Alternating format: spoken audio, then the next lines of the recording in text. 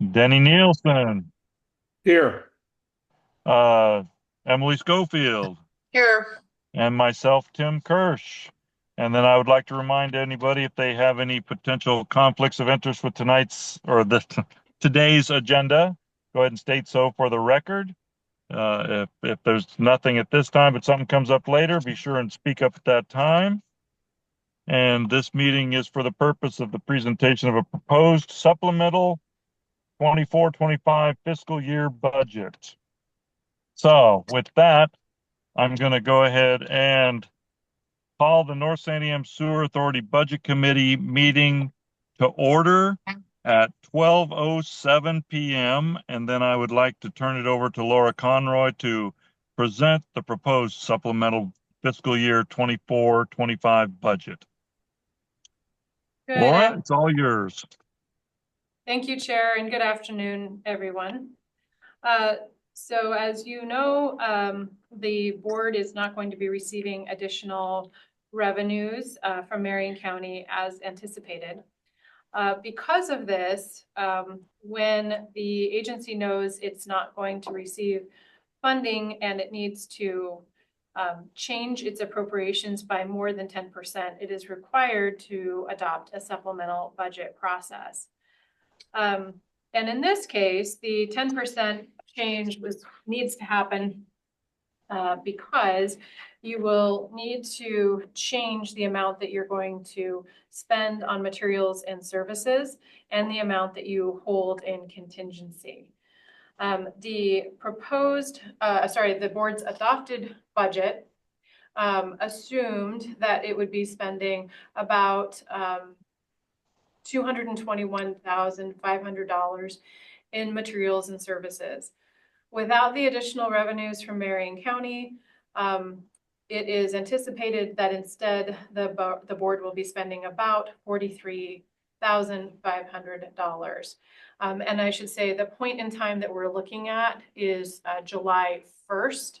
So you likely do not have, and I think your treasurer will tell you, you do not likely have $43,500 in your banking account right now. But as I say, this is using July 1st numbers. So you're adjusting your budget for 24-25 as of July 1st. So the first adjustment is going from $221,500 to $43,500 for the fiscal year 24-25. The other adjustment that you'll need to make is to the contingency line item. Your policies require you to hold about 3 months of operating expenses in your contingency. Based on your likely expenses, your staff anticipate that you'll be spending about $3,000 a month in various costs. It might be COG costs, it might be a little bit of legal, it might be materials.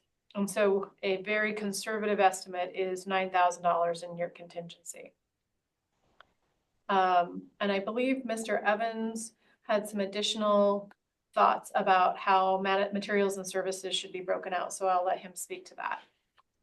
Yeah, all I did, there've been some line items in the management and services broken out. And I wanted to just consolidate them back into the manager. Otherwise, I'll just have to modify this later because there's the LMI, we're budgeting 5,000 on that, but we're not going to do it. So I just want to put that back up in the managerial section, just so I don't have to modify this later on.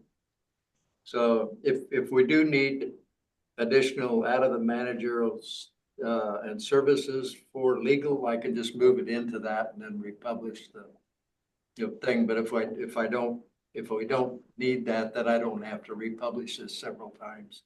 It's just a matter of convenience for records keeping. So I'm not Keep it simple.